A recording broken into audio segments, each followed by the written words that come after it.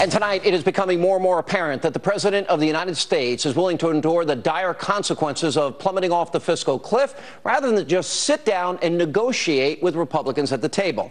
And make no mistake, this is far from some obscure conspiracy theory. This is becoming the frightening political reality for the entire country.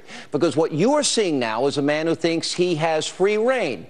You're watching someone who believes that he was reelected with a mandate to do whatever he pleases. He is ignoring the fact that a Republican majority remains in the U.S. House of Representatives, a majority that was sent there to cut spending and oppose his tax hikes. Now, all of this has a growing number of lawmakers now openly suggesting that the president may secretly want the country to fall off the fiscal cliff. Now, that includes the Republican senator from Wyoming, John Barrasso, and earlier today, our Hannity cameras caught up with him on Capitol Hill. Let's take a look.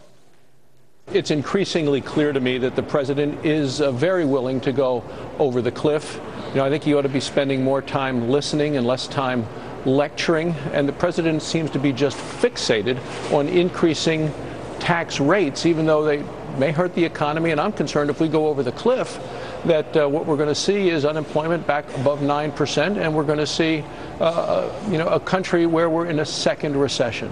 All right, now the senator is absolutely right. What we've heard from the president in recent days amounts to nothing more than condescending lectures. In fact, he sounds like the same hyper-partisan candidate that we saw on the campaign trail. You know, the one that worked tirelessly to demonize success, divide the voters of America.